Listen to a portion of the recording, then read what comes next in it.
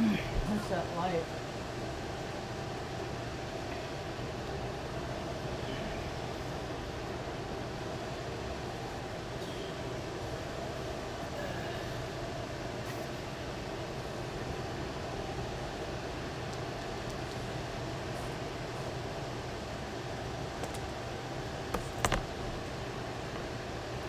Well, that's hot to the touch.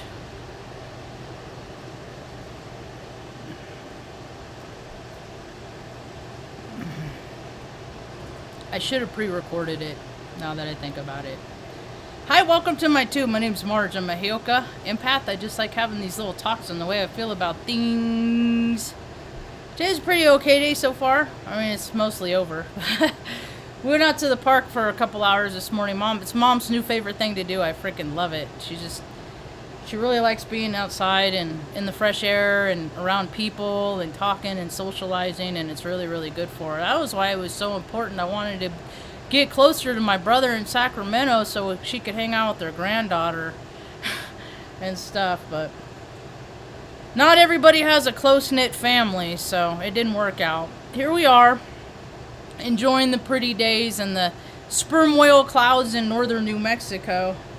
We just went out and walked the dogs after their dinner, and that's what these clouds look like. They look like whales in the sky. Two of them about to kiss with the sunbeam on them. Maybe I'll use that for tomorrow's thumbnail. Anyway, got to have some nice conversations, some nice fellowship at the park today. I really enjoy fellowship. I like listening to other people's stories more than I like hearing the voice of my own self telling mine. I know my stories. I don't need to know my stories. I want to hear other people's stories. But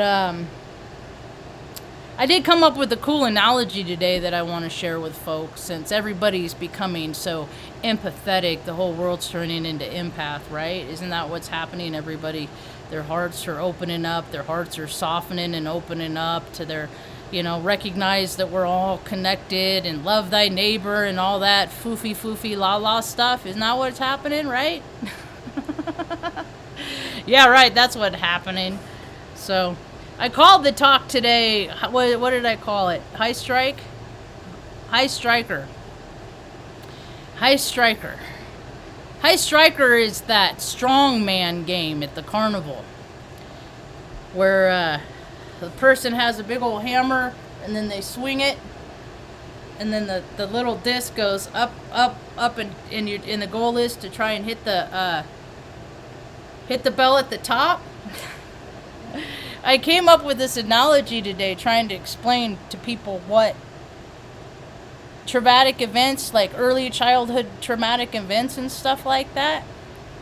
See, people are generally, the majority, when babies are born, we have our baseline. Every human being has their baseline. Some people are wound tighter than others. Some people are don't ever in their whole lives ever get wound up for whatever reason. It's just everybody has their spectrum based on their DNA lineage, where the planets were when they were born in the sky. There's a lot of things that can help determine like a person's personality before they even show you what it is, right? So when I was a kid, I had a lot of traumatic events happen, and it wasn't until today that I came to the realization that it was like one of those strongman machines, that every time a traumatic event would happen, that my endocrine system, my adrenal glands, all of it, that whole fight or flight system, it would shoot up. And sometimes people have traumatic events and it shoots up and it hits that bell, Some psychologists, people call it disassociation, and sometimes people have events that are so traumatic that their spirit will freaking literally shoot up out of your freaking crown chakra. Because humans aren't supposed to be as gross and as ugly to each other as they are. They're supposed to be kind and loving and, all this good stuff. they're not supposed to do all this gross stuff that they do. That's not what the human that's the human race slowed to a stroll. It's not supposed to be like that. So there are things that happen to people, and it's just too much for the body. It's too much for the spirit. It's too much for the human spirit. So it's got to get out of that freaking body, man. It can't. And plus, you don't want to be reminded of that vibration of the incident throughout your life. So some people shoot up past the bell. Every now and again, you find those people. They shoot up past the bell, and when they come back down, their whole disc, that little disc that flies, it's not the whole disc. You know, you lost parts of that disc. Maybe it's only 3/4 of that disc because aspects of that being were just left out there. You know, and so where my baseline is, you know, it's like it's always been high because of my trauma, and the older I get, the more trauma it pushes that up, that the baseline up. So it makes that space closer when something traumatic happens, or scary, or annoying, or freaking angry. It makes you angry. It's closer to that bell. It's closer to that bell. I don't take prescription drugs. I don't believe in prescription drugs. Last time I was on prescription drugs, a PA at the VA prescribed them to me in West Lynn, the clinic in West Lynn, Oregon. And it had a 30% suicide rate. So once I figured that out, because my thinking started changing, I'm like, the only thing that's different is these antidepressants. So I looked it up, and yep, sure as heck, there's a 32% suicide rate that they found in studies. And they're just trying to off military members so they don't have to pay their stupid little pensions, you know. These people that are millionaires, you know, they don't want to give people stuff. They don't want to give them anything because they want it all for themselves. They're stingy and they're selfish. So, as you can tell, more and more people are on the planet for whatever reason. They're having more traumatic events happening, so they're ringing their bells. We're gonna hear bells ringing all over the place. Every time I see a young woman standing on the counter at a fast food restaurant, freaking carrying on, yelling, throwing stuff at the employees and stuff like that, just like, man, their bells ringing, you know. Everybody's in a heightened state. They don't know how to keep themselves calm, and they don't know how to listen to that voice that says you don't hurt things, and you don't lash out, and you don't put your hands on other people, and you don't hit people, and you don't, all these, you know, they're just doing what they want to do. The whole world's acting like a bunch of spoiled little brats. You know, when toddlers get Jordans, this is what we get in the world. And another thing I was looking up today. See, that high striker conversation went a lot better at the park today. I hate when I do that. I don't like it. Where's the universal law? So how many people looked up the universal law anytime recently? You know, all these man-made laws, all these man-made systems, all these reindeer games, all these people that stack the deck and put themselves in positions of power are going around and saying, you need to do this and you can't do this. And actually, it's not even you need to do this so much anymore as on the planet. You don't get to do this. You don't get to do this. You don't get to do this anymore. You don't get to do this anymore. You don't get to do this anymore, and you don't get to. Who is the person that is designating all of this? Who gives them their authority? That's what I've always wondered. In every room I've ever been in, I always wonder, who gives you the authority? Who gives you the power? You know, at the head of that, who makes you? You know. Who does that? Who handles out power? Who does that? Are we figuring it out yet? I'm not really paying attention to stuff that's going on in the news since yesterday. That's what, when something happens, it's like, okay, that happened, and then I'm on to something else, and I'm like, and then it's ready for the distraction, and that's all that people talk about is the thing that happened and nothing else. Yeah, there's plenty of other things there. People are tunnel vision. They just got tunnel vision, and they're just thrown from one thing. Oh, look at this! Look at this! Look at this! You know, imagine how many what changes we could make happen in this world if people stop looking at stuff in their own communities. You know, you ever hear about those people that are sitting around to someone with cancer, and they're praying. They set the intention, and they're praying over that person with cancer. There's this one I saw that the person was actually hooked up to technologies, and you can see as the people are praying and setting their intention and meditating over this person and just putting all their power into the healing of this individual, you can see the cancer cells dissolve. You can see it. That's what I think people are talking about when they talk about the power that we have in ourselves, the power of positive thinking, the power of positive intention, the power of positivity. Well, how are people supposed to reach that when the whole world's just full of freaking nonsense? That's why they keep plugging out the nonsense. Are people getting it yet? They're gonna keep giving you stuff to decode, so you're decoding and not planting gardens. You know, if you're sitting on your computer for hours and hours and you're figuring it out, all their plans, they're like, okay, figure it out. At least you're not freaking doing anything to make, you know, taking foot prayers, taking foot actions to make things better in your own community. You know, whether it's picking up trash, you know. There's always people out in the world that need help. There's people everywhere that need help. I don't know why so many people are not so inclined to help people. Where are all the helpers on the planet? Where are they? Where are they? Seriously. Marge, say that to yourself too. People don't have to stay on the bottom forever either, Marge. Years and years and years I've been trying to get where I want to be. Trying to find my happy place that's in congruence to what my higher power, creator, God wants me to do. Because I was in corporate America. I went to the Air Force to go to college, to get the degree, to get that good job. You know, I'm heirs, I'm driven. I was good at what I did in whatever area I worked in, and God said you need to live life a little bit different. You need to take on the role, you know, of what it's like to care for people in a big way. And he's been preparing me for this role for a long time. Mom had her stroke a long, long time ago. She was 38. She's 71 years old now, and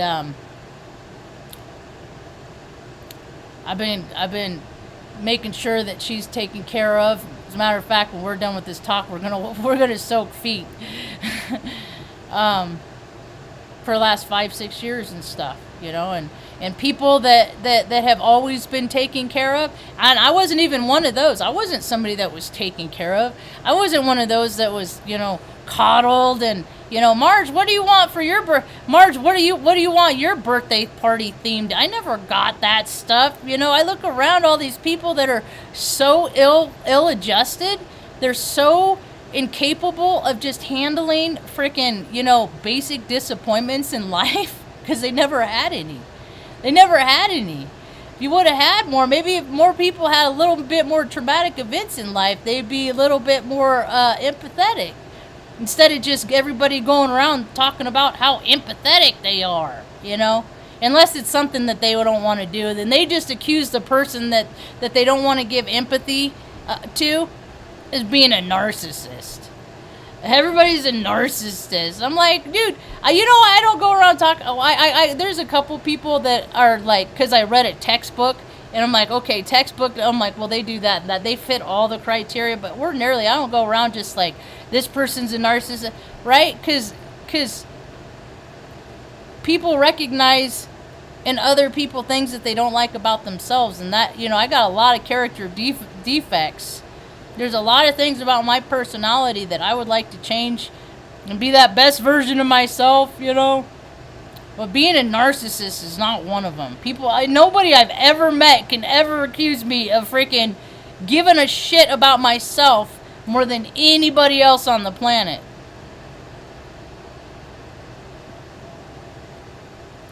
And there's a lot of me first people in the world. And we're seeing it. Did you see it with the bison? I didn't watch it. Mr. Iskey told me about it. about the freaking dad. The guy that got gored was not the father of the child that was in danger.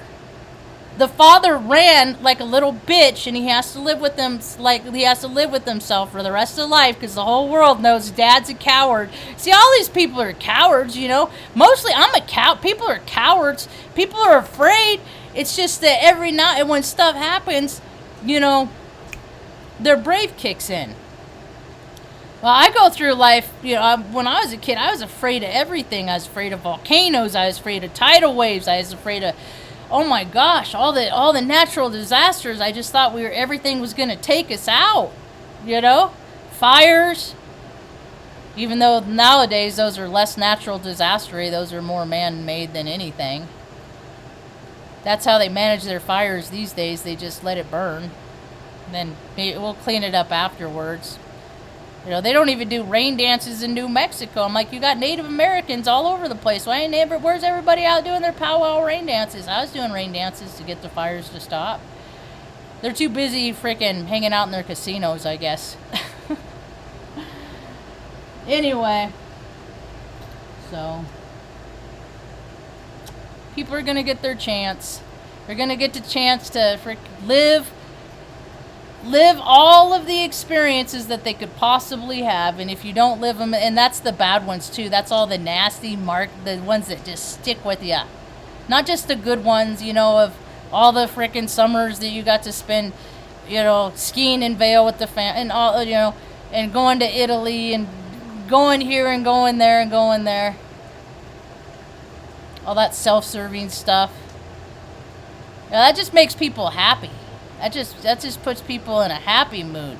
That doesn't, and going around, and people are getting it twisted a lot. You going around just doing everything that you want in life without any kind of discipline, just living that best version of your life at all times.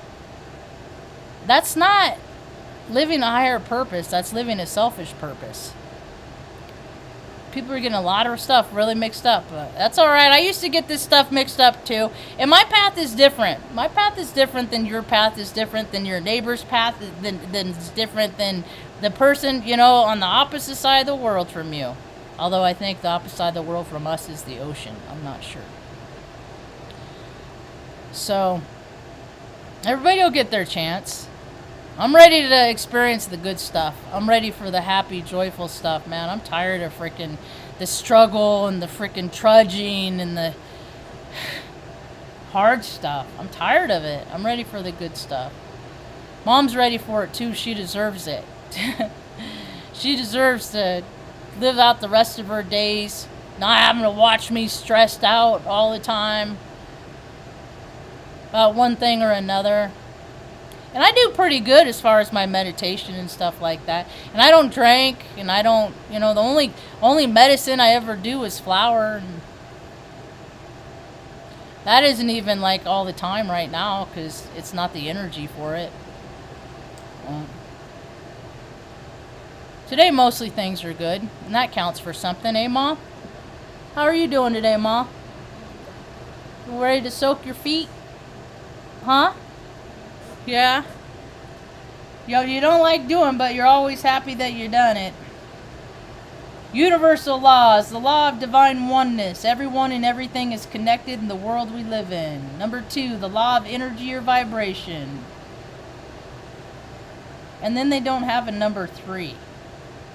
And then here, see, this is why I like how I understand how technology influences people. I was explaining to a kid today, I said, you know, you have like algorithm. He was talking about allegory of the cave, and I told him I did a YouTube talk a couple years back called Algorithm of the Cave. And artificial intelligence has existed as long as the printing press, because people can put stories on paper and tell you that it's true, even if it's not. That's artificial. Something that's not true is artificial. So you reach, you know, people put stuff in the... And remember Orson Welles? He did it. He did it with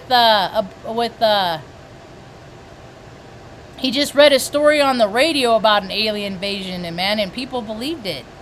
His story became their reality, you know. And when people's realities are based on fear,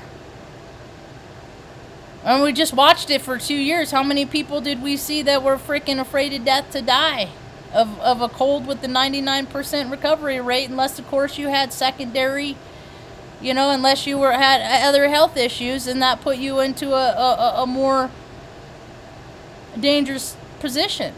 Well, why didn't you take care of yourself and get yourself put in that dangerous position? Would you go to bad neighborhoods at night?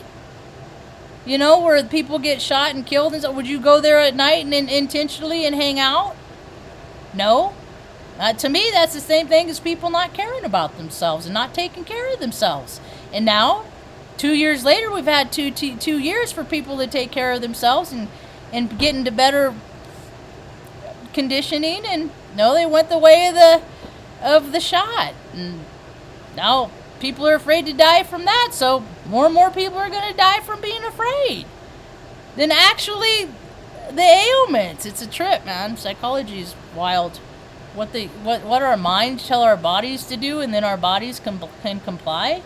Can you imagine if you told if your mind told your body, you know, to go around, just don't cause harm and try to be a service to other people? Because, I mean, everywhere you get an opportunity, chance to help people, you know? People drop stuff in the there's always a chance to help people. I'm not seeing it yet. People just like to watch people suffer still, I guess. I guess they haven't suffered enough, so more people get an opportunity to suffer, and then guess what? You'll be more inclined and more willing to help other people. But I guess unless you go through stuff yourself or your spirit remembers stuff that you've gone through, you're just, and that's just not the way you vibe, you ain't gonna do it. Why do I want to be around freaking people that thank you for allowing me to do stuff for you all the time without anything in return? That's what I just went through the last 40. That's what it took me 40 years to figure out, that people take advantage. I was slow in a lot of ways. I'm up to speed now, though. I ain't gonna fall for that crap no more. Anybody that says, "Oh, you keep track," oh, you keep track too. You just don't like it